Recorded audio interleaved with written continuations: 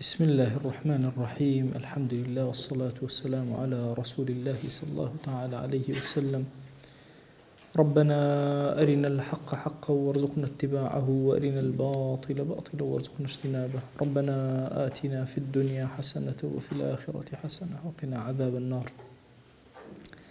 برزان موصاني برز لخدمة كتابي منهج الطالبين قشنا كتاب الصيام.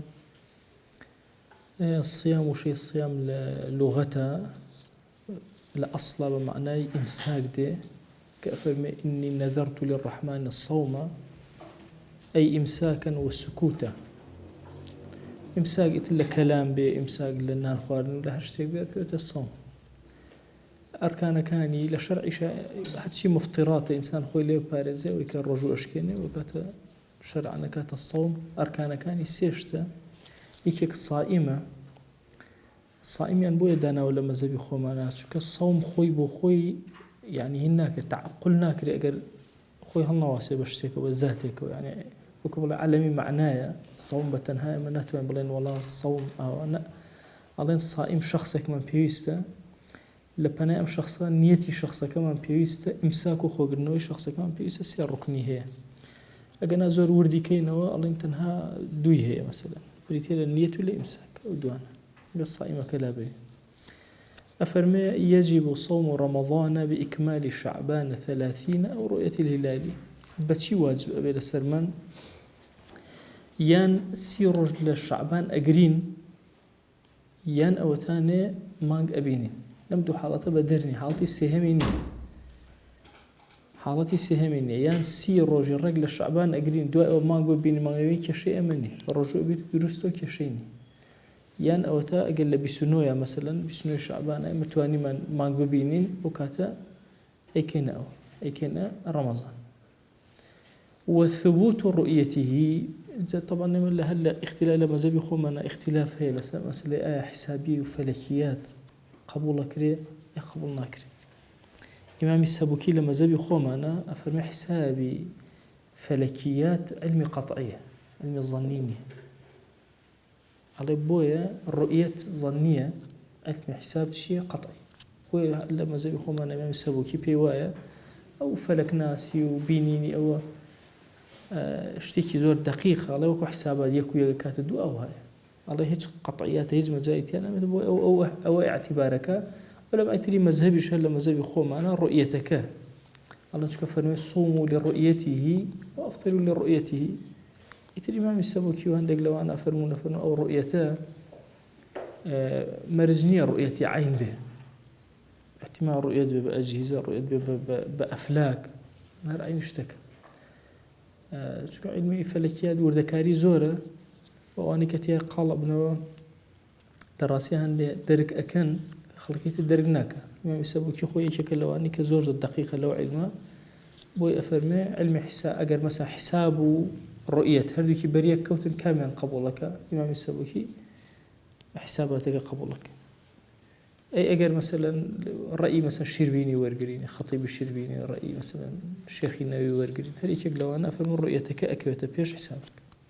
شو قال فرم اشتكى أو فرم شون ثابت أبي لما زبي خومانا بعدلك ثابت أبي لقولي قديم مذهبه بشي أو أبي بعدلان والله كوس أما يكش من هي غير مانجي رمضان بورجو يا بابلنا غير مانجي رجو نك رمضان شو احتمال بو كفارات شراب بيك عدل ثابت به غير أو هم بدو عدل يعني اسم مثلا موسمي حج بيك عدل ثابت نابي لما زي بخوم أنا بدو عدل ثابت بس رمضان أو خصوصيتي دراوتي يك عدل تياوري أجنا أما اللي همش تك أصل وايد وشاهد ورقتي يك شاهد قبول ناكري أم بابتل مسألة الرجوع وقبلي جورج لخصوصيتي دراوتيك بهيك عدل ما دهنا وأجرنا وفي قول عدلاني أو طبعا وشيء لنا عدلاني بكان عليه والشرط الواحد صفة العدول في الأصح أم كلمة دبرنية جارية كم باسي شخص خويتي جاري دوهم باس أبو عمومي أمات شرط أجر يقدانا من ورقد مثلا وثمان ثبوت رؤيته بعدل شون لسر إما واجب به صفة العدولي أبي طاوي صفة كان عدالتي تيابي لقول الصحة لقول غير الصحة قال صفة كان اشتيانا بقيناك شو صفة عدالة مزبي خمانا قرصة لا عبد وامرأة شاهدي عبد ورناقرين شو كل كاري قري السيدة كايتي لما سيبيني ما قال شاهدي أفرتيش ورناقرين شو بابتك يك شاهدة لمسألك يك أفرتيش قبلناك بشهودي لما ودواني شان قبلناك عين قال حتى مثلا شان أفرتك وبنا بلا ما بيني قبلناك أم بابتا يك لو أركانك خوخصيته سر بياجا طبعا شاهدي كجالوا جنب الشاهدي ورناقري ثرام بچه بيدينا دس في كان كما في آفات خروكا كوقس ما فوني أرك خوخ يسر يخسر أو كرتيكيتي وإذا صمنا بعدل ولم نرى الهلال بعد 30 برجوب عد كسيك عدل يا وتي والله ما قم بيني أو طبعا بيني ما كزور قصيلة سر بز أو أنا بلي إني رأيت الهلال لهذا العام مثلا كفايته يا أبي وصف من بوبكا بلي وابو لو شو أنا بيني أنا هم اختلافات لما زي بخوم أنا أصل أو هاي بس بلي ما نقم بيني تثبيته وردكارك لنا برسين قاضي مسلم قاضي أو منطقة وردكارك حقيني شو كيشة ما بدرسه أجا وردكارك ما برسي ونمنا ما شون بوتي أوابو السبين أبي وأنا أبي أجر سبين بيني ما أنا عيني مواصفات أنا وكابو أو هيك نبيني واضح شلون أشكو فلكيات أقرأ لو شو أنا أنت شو جورة الأبي مثلا هيك كيش ماني عادل بقبول إنما زي اللي ورنا مجهول الحال ورنا لما زي بخوم أنا حتى أفرمي أجر لحالتك مزكيها بوي إن جاء ما توين قبوليكين يعني حتى لما مزكيها ما يك مزكي قبولناكين مزكي لما زي بخوم دائما دوا مزكي أو كسيك شاهدي لسر عدلي كسيك أداء فعلا تسكية كابابل إلا بدوان بن يعني اسمه ساجر عادلك هذا ما نما الناسي بلا مدو مزكي كما ناسيهات شاهدي عندك أم كس عادل قبولي أكين لي أجرنا يكس هالشاهدي ده اللي قبولناك هكذا أفرمي أجر بالرجوب بعد دك دوهي كاكل ولم نرى الهلال بعد 30 لدوهي سيج ما النبي هل ما بيني كاكل سيج ما قلنا ما بيني أفرمي أفطرنا في الأصح شو كما قصي وعدله ورقرين شاي خو ما نو ظنياتك ورنا تازل له تثبيت ما كدو حكمك هر أروا إثل الأمة لدوهي 30 الرجوع أشكينه يكين ججن وإن كانت السماء مصحية باء أسمان حيث بالله وريك بيو نبيو سايقي السامال بيوكو خومان رين حرق قصي أو أخواته تو لدوهي سيش حيث ما نها قيناك هر قبول يكينه يكين ججن موضوع كتير هيك سبحان الله أمصال لهمو صال خراب ترو طبعا لما دو صال لرمضان وججنا توشي سر إشي زور قلب لهريم كرسانا وتايبتي يكيان أمصالة يكيان صالة وشري براكو جيب يكيتي كردي بججن بارتي نيكرد حكومة عراقي كردي لقل يكيتيا بارتي نيكرد يعني ظني يشو من ملاهم له لخير وشمكرن فاشوتيان بو كردي بججن من لا ديكم نمزاني يعني زي شوتي أنا ولا باني رمضان زو خوتم يا الله أكبر يخوم كردو خوتم وججني شمكر توي زاني مثل وتم بخوا توشي سريع شمانة كان هاتمه وتم بخلك وتم جوتي أقول بخوا معصب طاقتي ماله بالرشد كردي بججن ولا جاتية تصور كان أوصل زور وصمان شفرزو يعني زور ناخذ تو آخر سليماني هو اللي شيء بينه يعني تو لا يجي هين بالرمضان يجي رمضان نبي يعني زور ناخذ بوصل أم صار عيني كشمان ودرز لا همش هو كاركت شيء لرأسي أجر سلطي مسلمان نبي قد أو كشان دروزنا سلطي مسلمان نية يترك السلطي مسلمان نبي تو أجنا هرسي مذهبك غير مذهب خومان نبي ليكشن للجهان الإسلامي بيناتهم سري هناك مثلا مطالع جياوازني حج بز مذهب إمام الشافعي سادي الشافعي رحمة إخواني لي بالرأي أنا أو هاي لبلدك وبلدي فرق أدي ليش يعني زور لو مثلا أو داستانك سيدنا معاوية وزور يتر هيك لسر وهم إبت الدليل أم مذهب قوية بلام جمهور لسر أويك لا يكز بيني لسر تاسر الجهاني إسلامي هي جوازينية لكيسر زوي عالمي سايبين لا تو بتجرج بهر همي فرقناك بوي أفرمي وإذا رؤي ببلد لزم حكم البلد القريب دون البعيد في الأصح. أقل شارك بيننا لولاتك بيننا نزيك كاني أو شوية نحن موين واجب أبي لسريان طاو الرجو واجب أبي لسريان ججن واجب أبي لسريان لقولي أصحى تقابل لما زي خوش معنا الصحيح شونا لقل جمهوره واضح شونا يعني إما لبلد كان بلدي قريب وبعيد ما هي لا بعيد كان وتمانا نهر كسخوي بخوي إيكا لقريب كان وتمانا هم بيكو إيكا وانيا لقولي الصحيح مذهبا أو هانية لقولي الصحيحة بلكو وكو جمهور أو هاي لشوين نبينا للجيان الإسلامي هو إيكا إيه والبعيد أي باشا ما تشوزان كاك بعيد شنك فرم مسافة القصر على مسافة قصر باشا مسافة قصر لبين دو بلدك هبطه أو بلده بخوي كامش كسقي وسكسوني لما زي خمان لهندي شوينا باسي قاضي كراوة يعني ده صلاة دار وحكم رانيري أو كسر تاكيو حكمي بروا تأبي واجب لسخلك مخالفين كانوا أي كان ججني أي كان رمضان قيلك زور قرنجا طبعا ولا مزبي خمانا كألين جوازي هي دون رأيه رأي كان مسافة قصري دانا وبو جوازي رأي كان طلوعي دانا طبعا طلوع بغية المسترشدين وأنا أفرمت تقريبا سيودو دقيقة لنوان أمشي نبو أشوين ترى جوازها يعني بانجي إيربون ملقل سيودو دقيقة بيني هبه طلوعك لمانجا سيودو دقيقة بيني هبه عليكم السلام إن جاء أو كاتب بريال أدين أو هي خويا كاتو إيشي خوياك وعطيت جوازي أمشي نبو أشوين سيودو دقيقة أنت سيودو دقيقة طبعا هي النية تحديد نية يعني سيودو دقيقة زياتر حتى وتوان أكثر زياتر لا دقيقة غلطة لو تبيتم ساعات غلطة سيودو دقيقة يعني أخي نازم شنيكي بينه لا أوش تكتانكم أجر سي دقيقة بنا سيودو أو دو دقيقة تأثيرك لسر أوي طلوعي شمسيان جواز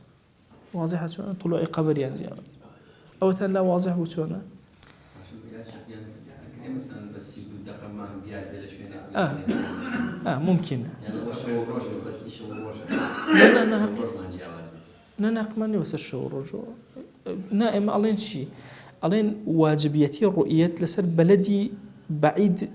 شمولناك قريب شمولك قريبك تاكيو بركة تاسيودو دقيقة بين ما نهبه مهر قريب لدواي سيودو يتر حكمك جوازي أو أخوان بخوان أبين أمان شون هنا نا سيودو دقيقة لوقتها وقت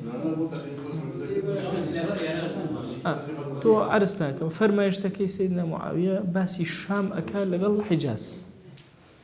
أو بين فارقيان كذ باشا فارقيان كلا سرويك طلوع كان نجاوز أو لو يكردي أو لو ينك هو واضح لا تنسأوا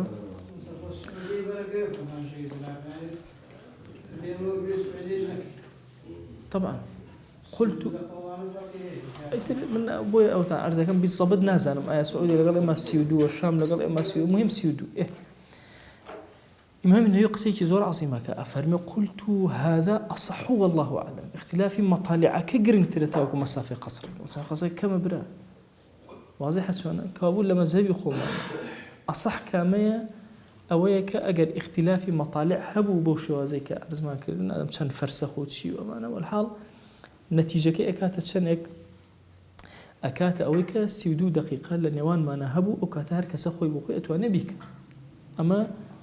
لقل أول شان رأي ترهي لما زبي خوش معنا لقل جمهور علمائك أجر هموي بيكو بيه لو أتبو أم زمان هشتا أو مناسب تري بس بعامل الجهان الإسلامي قد دقيقة دابه أسر أو رأيها مع الله أكرت شو أدلة زور قوية أجر شيء مخالف الجمهوريش وزورتين لسر رأي زي الإمام الشافعي وبابا الرواء وكيشو الله يش هل أو دروسيك باش أم جارة إذا لم نوجب على البلد الآخر إما وثمان اختلاف مطالعها يبون منا السعودية وإما اختلاف مطالع مانية أم اختلاف مطالع مصر لقل إيراد شن يفرق ما وصل سيدو دقيقة باش لقل مصر لقل فلسطين أبون منا إما أون دمان بينه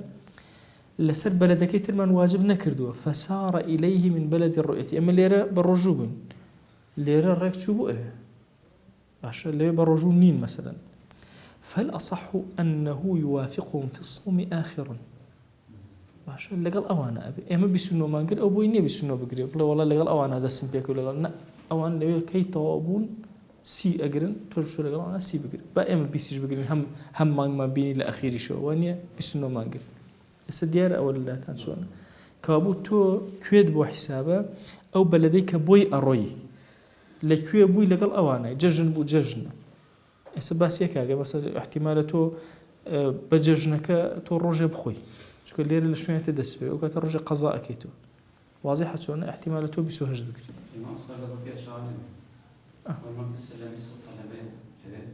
جاء باسي أكين همو يعني تو أخيرا كوي ور أجري دائما أو شو نوري كبوي الروي شويني خود كدسبه كده حسابناك ولو ليق الرجع أو تنقل بكري سبب تيار وأمانة مثلا جاء أفرمشي أفرمي وإذا لم نوجب على البلد الآخر لسأ ما واجبنا كر فسار إليه من بلد الرؤية لشوين بني ما يتشو فالأصح أنه يوافقهم في الصوم آخرا موافقين أكا أخير لأخير الرجل لقل أوانا أجره ومن سافر من بلد الآخر إلى بلد الرؤية أمجارا باشا اللي بالرجل نبوه هاو برؤية لير الرجوة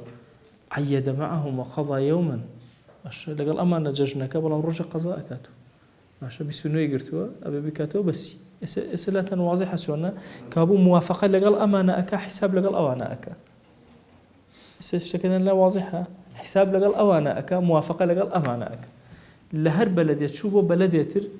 لقال أو بلدا موافقة أكا رجو بالرجو أقري ججن بججن أكا بلام حسابي شون بو أكين بلدي يكين وحساب أكين أكا بلدي يكا مثلا سي رجيان قد أمجي بالرجو قضاكاتو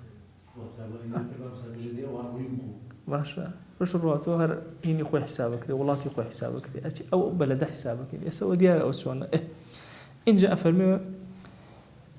وقضى ومن أصبح معيدا مثلا للسفينة لقى ولاتي كترايا ومثلا سفينك يا تيارك يا هرشتكي سريع هواك كاك بردي ومن أصبح معيدا فسارت سفينته إلى بلدة بعيدة أهلها صيام أم ججني كردوها شو سيرك والله لا شو نتر والله ججني يا تشيبك أوان هو برجون أفرمي أمس فالأصح أنه يمسك بقية اليوم باقي الرجل إمساكك هجنا أخوان احترام البوي أوان كبرجون من خوما من بسراهات وابزانا من قندك ملايتي ما كلن بججن شو ما هو دير سيركم والله ججن دي بالرجل عالمك يجب عليه الإمساك بقية اليوم احتراما أما لا أما خوي طاو إشي خوي طاو كردو عيدو طاو لكل كتب بس كأشياء شوينا كسيرك قدرا أو أن يشتبه الرجل هناك يقول والله من هنا ودسك بخواردنا احتراما بأو خلقه وقاضي أو شوينا شقيل يعني نا هل أمسك ظاهر باطنك احتراما أو شوينا وفتوى أو شوينا وخلقي أو شوينا بوي هاي سلوات دي قد بدأ دائما موافقة شن جرينجا نبوني اختلاف شن جرينجا كشيء من ركب عكسه يعني كابرا برجونا بدا سكاب اشتغال عند بيشاي خلق اي بيل بلا والله رايك من اوك وغلطه عمد يخلق انك توسو هو بيشاني فقه هاي بادب لقل بركه لقل رمضان لقل قاضي شو انك انا بكال اركان كان الرجو يكم دانيا النيه شرط للصوم نيتها وهو واجبيش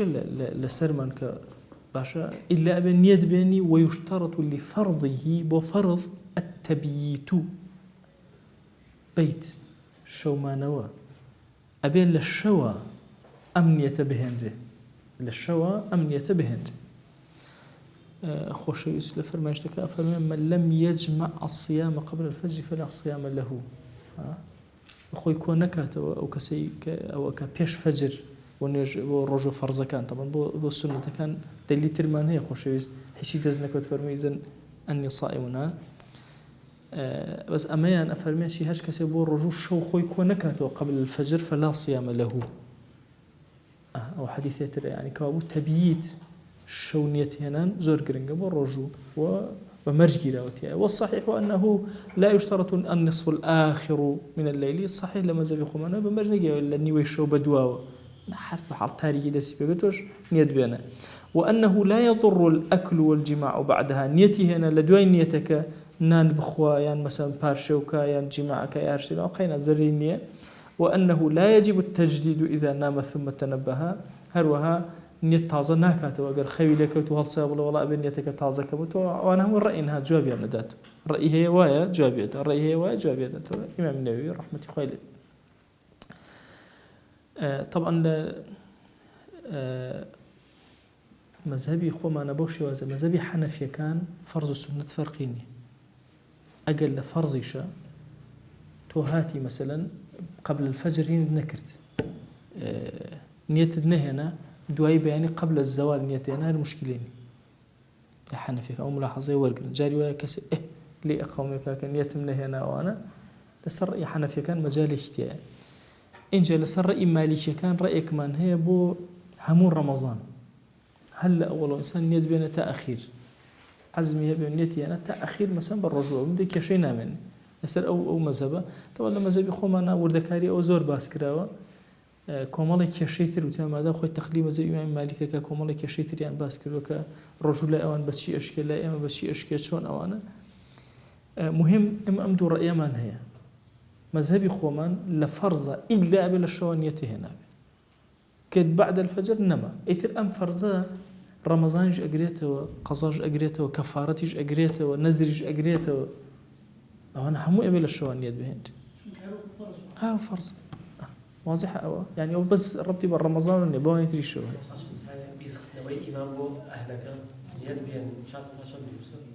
درست إشكالي خوي لبابي تعليمه همو أنا درست ستو مسألة بو حرم كابرا مسا هاوارك على الصلاة على الأموات رحمكم الله هو لسناني بس هاوارك بو ترتيبي مسلمان بو بيرخصين بو تعليمي يعني شون نيد بين أخو لغوتو تسكي بين يشكلم عالمه لو ستو الله أكبرك وزين سنتك كابرا نيجي مردوك أو أنا قيناك وأنا درست خوي لبابي بدعتها لتلبيس إبليس كبدر يجيبها اسم كردو رحمتي خالة ابن جوزي بي أو شتيك أصليك هبه لدينا يعني نك أصليك بيتشواني أصليك ديننا بدعة حساب ناكري لبابي من سنة حسنة حسابك قيد شيء مالك أدرك أكلني بس نتعاون يدنا أو يصير كقطع قرونه يعني طبعا لما زي الإمام مالك أقربون منا مثلا كسكة نيتي هنا هم يجي رمضان بالرجوع نخش كود رجع بالرجوع نبون والسفري كرجع بالرجوع نبو نيتك بالتجديد كاتو لما زي أنا واجبها مسلمين تسبيب كاتو إن جاء بلان بالنفل بمذهبي خمانها ويصح النفل بنية قبل الزوال بيش الزوال درسته وكذا بعده في قول لما زي خمانها حتى تا عصر هيشي دزنك بيخوا عصر تيكون خبرة أو إيواري كلون يتمنى بالرجل هر دروس قيل يعني كيشي واضحة هر نيتك هنا لأني وشبون نفل قيناك سنة شون نيتي هنا مشكلة خوشويز قرب سر خزانة كان حيشي دزنك وتفرم بالرجل كوا فرمون أو بيش زوال خوشي زواي فرمو والله مرأي شيء لسوي دواي زوال يجبر مشكلة يعني ما دام لموقعي أساسي خوي ترازا دروس باش والصحيح اشتراط حصول الصوم من أول النهار بلام لقال أواتو على نية دروس مثلا لا قبل الزوال يا بعد الزوال أبي تو شرطكاني الرجوع هتبت دي إمساكك جاكو إمساك أنها تبناني خوارد بكابر دوي وأقول إني صائم نية واضح شلون فمرجي لا أبي مرجكاني ترها تبت دي هيك كشينا بتنها بابتي نيتك أما جاليتيك قرن كاريبك ويجب التعيين في الفرض لفرض واجب لسي تعيينك أي نزر أي كفارة أي رمضان أي قضايا بيضي مثلا شيء تعيين فرضك وكماله أن ينوي بأوان يدبين صوم غد عن أداء فرض رمضان هذه السنة لله تعالى لما زبي خمانا إمام أفرمي آوايا نيت إهنا نيت مبياني بالرجوع أبم أداء بالرجوع أبم فرض أم رمضان أم صالية كجيب جيئك شكون ممكن إنسان لرمضان برجوبه ونيتي كفارتي لي من أخوه أو كاتقول هبارة لو كان رمضان كنا قلت كفارة يبغى نسير شكون نية التغييري أو أكا تغييري الرجوع كأكا أو تان لا واضحة أو بلام لو شيء أداء وشيء فرض للسرم بو خوايا جل جلاله بو خوايا أكم رجوع مثلا الخلاف المذكور في الصلاة إنه يجب أسمع كده اختلافي واجبني أهون والصحيح أنه لا يشترط تعيين السنة والله والله أمر الرجوع أم صلاة كم نجلي أم صلاة ديار أو قيناك بمرج نجيرة أو بلام سنتك بيلي ولو نوع موضوع اهتريته مهم يتبيشوا جرينجا جمانم هي بياني رمضان بالرجوع ميانا نيتي كي جماناوي إهانم أجر رمضان بو بالرجوع أما دو حالة ما هي يا تولى أول رمضان أم نيته إهاني لشعبانة يا لأخير رمضان إما سيري بيش أجر أصل بالرجوع نبون بو نيتك ده نامزري مثلا للشعبانة لأول نيتي أنا ده نامزري بس الأخير وتك أصل الرجوع نيتك ده أمزري ونمنا كبرى بارشي والله سيتو نازاني وضع كشيء يشتى برياري نداء حكومة أمانة وتفرتنا إن شاء الله يكون النية بالرجوع أجر رمضان وبياني أول الشعبان اللي قبولنا كان شو أصل ويا الشعبان به بزل رمضان اللي قبوله كان شو أصل وانية أصل ويا مثلا رمضان سيا كبي واضحة شو ولا لا يكون السيا أم حالات دروسية بوي أفرمي ولو نوى ليلة 30 من شعبان صوم غد عن رمضان إن كان منه أجل رمضان بو فكان منه درس ولا لرمضان لم يقع شكون نية عزمة جزم تبيتي شبه الشوبة درسوا بيان رمضان أم رجوك قبول نية أبي بسيو رجوك قزاكاته سديارة شونا لما يشعبانا نيتي هنا لسي شعبانا نئزاني بياني سي شعبانا يا ريك رمضان كروتي نية ما برجو أجر رمضان بو بياني درسوا رمضان أو نيتي قبول نية شكو حسم وجزمي تانية وأصل جوايك رجو نية أصل ويا سي شعبان بي أو رجا بوي أويلي قبول ناكري أو تنا واضحة يسا بار رمضان يجبي بقضايك طبعا إمساكك بجدية كشينية أما بس أما أهنيتي هنا جماناوي هنا أجر رمضان بو برجو أو أفرمي فكان منه لم يقع عنه إلا إذا اعتقد كونه منه بقول من يثق به ليك حالته يكحل لما دركين طبعا بياك عبدك هي زور ثقة بيتي بحياتي درو اللي نبينه عبدك الله يكون ما نقم بيني أم قناعتي بم عبدها أم لسير رجوع واجبه واضح سوانا عمي خلق طبعا الشهري لعبدك ورنايجي بس لسير أم واجبه يان خزاني تيوا أيزاني خوي خزاني شاوي الله شاي مار أكر تيوا قرآن بيني متوا قناعتي كرت ما دام قناعتي بيكر واجب أبي لسير أم بس لسير خلتي واجب نابه بلام دواي بيانيان ككردوا باشا بريار دلالة لسير ويكبروا يان فعلا خلك برجو نبون كس درسوا والله ما درسوا ما شاء الله درسوا رمضان قمانيا لو انما ايا امر رجك ام برجو بوتيايا ايا بوي قبولك اجر كسي كبي او الثقي بيتي او خبري بيدابي او مجلس حسابي او ظني ارجح او بوي وتتي ان كان منه ديار مثلا عبدك منالك مثلا جاء خزانك امانه وتيانا او كاتر رجك درست اعتمادي لسر كسك دانا وكثقي بيتي بلام شاهدك بو عامه مسلمان ورنجيرا وقلنا لحقته ما بين راوي كابو اصل بنسبه اما وبين راوي ما نقو رمضان بو يقينك او ديار بو تابيه يعني اما عموما كدروز نيه برجو رجوكي قبول نيه بلام اجر اعتمادي لسر كسيدانا بو كثقي بيتي او قينا يعني فاسق بو ومرجنيه لسر قولي ارجحك اصحك خومن اجر عادلنا بو فاسق بو بس اما اذا يدروناك لو فاسقة لشتيتها دزة بس قدروناك بنونا مثلا غيبة كارة مثلا بأشكال دائما خليكي غيبة فاسقة والله لا هنا إني ملاكا بيركيت والله وتي أو كتاب فاسقة ما ربري لو كرة فاسقة بشاهدي أو دو فاسقة كملاكش فاسقة لو مجلس فاسقة جاري وايتو شي حالتي أو أبي يعني تو والله ثقة بيتي أزاي دروناك لو مسألة الرجوع زور رجوع باك خير مهم يجني يجناك الرجوع بحياتي نافذ ماش سري ببر لو مسألة أو دروناك ثقة بس بعمل إيه قبولي ماش هم يعني إن جاء أفرمي شيء أفرمي أها صبيان رشداء من عبد أو امرأة صبيان رشداء فاسق وزري باب جماني جوت بثي أجر رمضان بلام أم جار سيري أم حالتي تركن ولو نوى ليلة 30 من رمضان أم جار شبي سير رمضان نيتي رجي بياني هنا إن كان من رمضان أجزأه إن كان منه أقل رمضان بوي دروسة شكو أصل ويا رمضان أصل ويا شكو خوي بالرجو أصل وياته إسأوة لا واضح بوشكو سيري أصلك أكل كسي جيرا خرا سجنك أم منظر بين بيش هاي خوتن شو الروج وصال ومان وحكي لي وديارني كجيرا دسيكر بحسابات خوي بزانا كي رمضان دنيا نأبيني ما نجيب الرجو اجتهادي كرت ولو اشتبه يان ألين لهناك الأمثلة كان وكو فرضيات والدنيا خور جيرا وكسم يعني خور مانك درنك يا هر مانك ما يتنبيني تو لسر زوية بنمونة مثلا اما تشيبكن يعني مثلا صالة بكاملي مانك ما اما ليو ديار نبو اما باجتهاد هناك مثلا دسكن بهين كردن برجو قرتن ام اجتهادا كجيبجي اكين دوايك بو مارون بويا لچن حالته بدني يا بيشتر بالرجو يا موافقي كردوا يا بيشتر برجو يا دواتر يا بريكي موافقين نكردوا اوي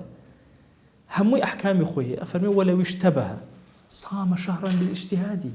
باجتهاد ما يبرجو ابي فان وافق ما بعد رمضان اجزاه سيري كرد لدوار رمضان بو حسابي كرد والله سيري كرد لما يجي الحجه ام بالرجو بو باشا جژنەکانی بۆ دەرەکەین الله حرامە مثلا لەوەها بۆ نمونە ئەوانیان لا ئەبێن ئەویتری وڵا عیبە نییە بە ڕۆژوو بڕۆ چەند ڕۆژە قەزا کردەوە تاو مانگە گرتی ئەو مانگە بوو بە قەزا بۆ ڕەمەزان بانیەتی قەزاشینەوە بێ ئەم ئیجتیهادی کردو اعتبار بۆ ئیجتیهادەکەی ئەڵێ ئەجزەه وهو قضاء على الأصح لقول أصح قضايا وتاو أداء لقول صحيحة لقول أصح قضايا بقضاء بقبول كرو أجره وتاو فلو نقص وكان رمضان تاما بلام كاتك أما أويكل أم بوتي بسنوم قرتو بحساباتك يخون بسنو والله وصل رمضان سيبو تو بسنو والله رجع قرزاري رجع كبا بقريته بونمون لزمه يوم آخر ولو غلط بالتقديم أم جارا ما يجي برجو بس ما يجي بيش رمضان بو ما يجي شعبان بو برجو بو ها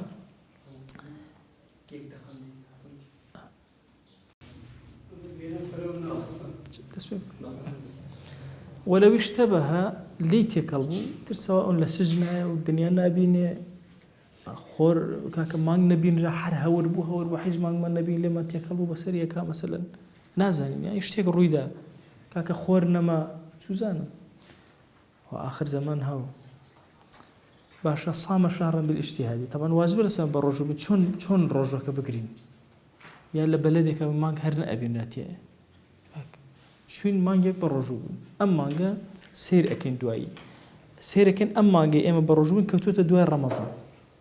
مانجا ذي الحجة ومانجا شوال ومثلا ذي القعدة وهرش يشجلوانا كتوت دواي رمضان أجزأه بمن دروسه طاو آية بقضاء حسابك ريا بأداء بنسبة إما وكان ما زال اجتهاد ما كردو دور رأيه قولي أصح وقضايا قولي صحيح جوي نحي هرب أداء وما حساب أجري خوما ورقدون طاو سير أكين أو كاتا جاري وهي توكا قرتو تبع حساباتك هو بسنو قرتو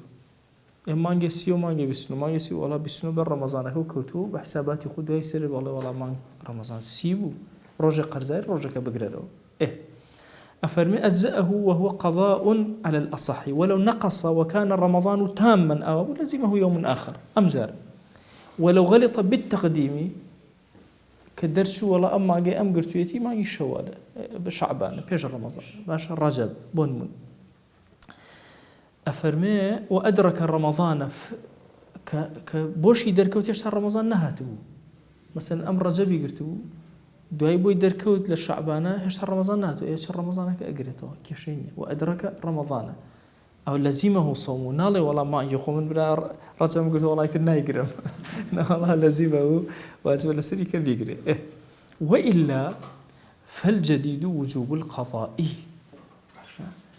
أي أجر وها نبو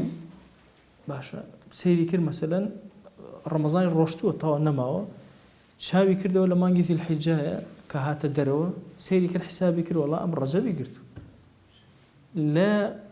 قول جديد مذهبي خمان واجب لسري بقضاء كاتو ما انك بكاملي ما دام كوتوتا بيشو او يتري بالسنه بونسي اماك قولي كتريش معنى هيك او شرقيناك وكو قضاء وحسابك نجاتي هذا قولك هي قديمش معنى وجديدش معنى او واضحه او سنه كاتما ما وصى مسلم تطا ولو نوت الحائض صوم غد قبل انقطاع دمها افرتك مثلا نيتي الرجوع هنا ايزاني ام خني اوسته ايزاني اوسته هشتا نوستا بو نيتي هنا نتيكوت بيش انقطاعك ودس فيكرني او ولو بلحظه يك لحظه بيش فجر خيانك وستا والرجوع دروسته ثم انقطع ليلا شو خيانك برنك وتدواي فجر بيش فجر بلحظيك خيانك نجاتي صحة باشا إن تم في الليل أكثر الحيض دروست أو نيتي بلا مرجيه مرجك أو يا زوريني عادة طوابو به لو كاتا يان قدري عادي خوي أم آفرت طوابو مثلا آفرتك هم جار الشو روجك كيوتا عادة بونمون سي شو سي روجك طوابو كل جانيتك هنا طواب يان بانزر روجك طوابو كردوه أكثرك طوى كردو نيتي هنا انقطاعية ودروستو كشيء واضح لا أو أكثر الحيض أو أجريته بانزك طوى كردو أوش أجريته لحود زيادة قرته أكثرك أوش أجريته لو أشي أوش يعني بوت شو كل دوي بانزك خو أجر نخوشيش به لحالتك خو هرب الرجوع به نصيحة شو عادك خو درج نبت ولا بانز زيادة وأكثرك زيادة بقول لك دينه حوت شو بتهشت زوريني عادك روشت به يان زوريني عادي خوي روشت به هر كيشمانية أو اعتباري بو أكين كابو استا أجر أفرت نيتي هنا وتي أجر خيانة كم قطعي كرباني بالرجوع أبن بعادتي قطعي أكر عادتي خوي قطعي شي كردواي هيش كيشماني ودروسته لخوي أم قصي كرد قطعي كرد روزني واضحة لخوي قطعي كرد نزورينا روشتو نعاد شيء أو هذا مثلا سير رجا حج عادي أم سير رجني أو عادي أم حول رجا لسير رجا كاوتي ولا خيانة مقطعي كرباني برجو أبن خيانة قطع إيش كباني إني أتجد أنا مزرعة شكو عادتي خويني وأكثريتي جني ديار أو تنها لو حالتها مثلا برجو نابيان رجو كأجريتو أجنا أبيتريان هميان كشيني بس وصلى الله على سيدنا محمد وعلى آله وصحبه وسلم تسليما كثيرا أبدا إلى يوم الدين طبعا أويك عرض من قولي أصحب وقولي الصحيح هم يدرس هل أول نيتك خيانك قطعي كدرس إشكالي خواهي قولا لما خوش بي يا ربي وخواهي قولا اندرسانا من لقبولك هندي دعاءكين وكتائب درسك بسم الله الرحمن الرحيم الحمد لله والصلاة والسلام على رسول الله صلى الله تعالى عليه وسلم يا ربي خويا لد أبارنا ولد ألالينا وبرحمتي خوتو بزي خود لهرشي قناه ما نببورا يا ربي خويا قناه بأشكر أكردو ما نعفو منك قناه ببنهان كردو ما نعفو منك عبادات وطاعات ما يا رمضان من لقبولك يا رب العالمين خويا جهد وجهاد وتاركان من لقبولك يا رب العالمين يا ربي خويا نيتي زور ساو باك من بدري يا أكرم الأكرمين يا ربي خويا علم من زيادك عمل من زيادك إخلاص من زيادك يا رب العالمين بأهلي خود قبول منك يا أكرم الأكرمين يا ربي خويا داود لي أكين بناوي جوان وصفتي برز باسمي عظمت صلاة أما جسي أما بقينا بيغمبر صلى الله عليه وسلم يكنا من لخزمتي أبينا يا إلهي اشتياقي لي أما بيبقينا يا إلهي محبتي روحي أما بيبقينا إلهي أمتك بيغمبر صلى الله عليه وآله وسلم لزحمتك زور قولا أمر خوايا توبهانا ما نورا خوايا ملا سجنك زور قولا نحجد صلاتك ماني خوايا بهانا أهلي غزة ورا بهانا أهلي إيمان ولا هذ لطوابي سرزيا ورا يا رب العالمين يا ربي خوايا نصرتي خود تمكيني خود بسر أهلي سنة وجماعة يا ببارنا يا ربي خوايا لفتني كافران بمان بارزة لفتني يهود ونصارى ومجوز بمان بارزة يا رب العالمين يا ربي خوايا لد أبارنا ولد ألالينا بكرم ورحمتي خوت وبزي خوت قبولك زور قول ما بدري يا رب العالمين خوايا إما لخزمتي علم داني شين ذكري تو أكين خوايا لما لي على نوم بذكر مانك باس مانك قبول من لنا وملي على بدر يا رب العالمين، قبول من لسر زويا في عطاك يا أكرم الأكرمين. يا ربي خويا فضح من مكا تو قوري خوت خويا أو گوناهانی کە ناتوانین خۆمان چارەسەرکەین خوا تۆ چارەسەر مان کە تۆ پەروەردەمان کە تۆ دروستمان کە بۆ خۆت یا رب العالمین تۆ بمان کە خزمەتکاری دینەکەت یا ئەکرەم الأکرەمین. یا ربی خوایە ئەوەی چاکەیە لە دنیا پێمان عەتاکە ئەوەی چاکەیە لە ئاخرەت پێمان عەتاکە دڵمان ئارامکە ڕۆحمان ئاسوودەکە ئەوەندە حەڵانمان بدرێ محتاجی حراممان مەکە خوای بەرەکەت بەسەر خۆمان و ماڵ و مناڵ و ڕزقمانە ببارێنە یا ئیلاهی داوات لێ ئەکەین بە کەڕەمی خۆت و بە ڕەحمەتی خۆت باشترین ڕۆژەکانمان بکەرە ئەو ڕۆژەی کە بە لیقای تۆ ئەگەینەوە یا رب العالمین. خوای ئەو ڕۆژەی کە بە لیقای تۆ ئەگەینەوە بیکەرە ڕۆژێک کە مای فەخر بێ لە هەموو حیاتمانە یا رب العالمین مای سەربەرزیمان بێ تو گەورەی خۆت خوایە بمان کەرە نمونەیەکی جوان بۆ ئیمانداران بمان کەرە نمونەی جوان بۆ ئەهلی ظوڵم یا رب العالمین. یا ربی خوایە بمان کەرە مای هیدایەت بە ئەخلاقمان بە ڕەوشتمان بە وتەمان یا ئەکرەم الأکرەمین. یا ربی خوایە خۆت سەرپەرشتی دڵمان کە خۆت دڵمان وابەستەی خۆت کە خۆت ئیخلاسمان پێ عەتاکە. إلهي يا محول الحول والأحوال حول حالنا إلى أحسن الحال. خوايا تثبيت من كلسر دينك يا رب العالمين تثبيت من كلسر طاعتك يا أكرم الأكرمين. يا ربي خوايا لقناه هداك وباكمان ببورة لقناه خزان ومنال وچمان تاروجي قيامة ببورة لقناه براو خشكمان ببورة لقناه خزمك سكار من ببورة لقناه ما وصاو قتابي من ببورة يا رب العالمين. خوايا هر مسلمان ما فيك بسر ما خوايا لي خوشبه خوايا غیبەتی هەر مسلمانێکمان کردو خوای لێ خۆش بە هەر مسلمانێ غیبەتی کردن خوای لێ خۆش بە زوڵمان لە هەر مسلمانێک کردو خوای لێ خۆش بە هەر مسلمانە زوڵمی لێ کردن خوای لێ خۆش بە یا ربی خوای ڕق لە دڵمانە بەرامبەر بە هەر مسلمانە دروست بە خوای لێ خۆش بە یا ربی خوای هەر مسلمانە ڕقی لە دڵا دروست بە بەرامبەرمان خوای لێ خۆش بە یا رب العالمین. خوای دڵمان یەکخە ماڵمان یەکخە یەک وشەمان کە زانەکان یا ربی خوای دڵیان یەکخە بەهێزیان کە یەک ماڵیان کە بەسەر کافرانە زاڵمان کە یا ئەکرەم الأکرەمین. یا ربی خوای زەلیلی گوناهمان مەکە زەلیلی دەستی نامبەردمان مەکە یا ئیلاهی داوات لێ ئەکەین بە کەڕەم و ڕەحمەتی خۆت خوای گیان زەلیلی سەر جێگەمان مەکە زەلیلی دەستی نامەردمان مەکە زەلیلی ناو سجنەکانمان مەکە خوای داوات لێ ئەکەین لەم زەمەنە زیلەت مەهێنە بەسەرمانە یا ئەکرەم الأکرەمین. یا ربی خوایە بەخوا شەرمەکەین لە سفرەی خۆمان لە خوانی خۆمان لە خەوتنی خۆمان لە ماڵی خۆمان لە ژیانی خۆمان لە کاتێکا مسلمان لە جیهان لە زەحمەتیان یا ربی خوایە ڕەحممان پێ بکە یا ربی خوایە لەم زەحمەتیانە ڕزگارمان کە ئەم ئاگری شەڕە بکوژێنەرەوە یا رب العالمین. یا ربی خوایە عاقبەتی بەخێر و بەرەکەت بۆ سەر مسلمانان بگێڕە یا رب العالمین. یا ربی خوایە داوات لێ ئەکەین بە کەڕەم و ڕەحمەتی خۆت هەر هەمومان ئاوا لە بەهەشتە لە خزمەتی پێغەمبەر صلی الله عليه وسلم کۆکەرەوە. آمين آمين والحمد لله رب العالمين وصلى الله على سيدنا محمد وعلى آله وصحبه وسلم تسليما كثيرا أبدا إلى يوم الدين. خواهي قول لقناهي من الشيء جبوري خواهي من قبولك يا ربي.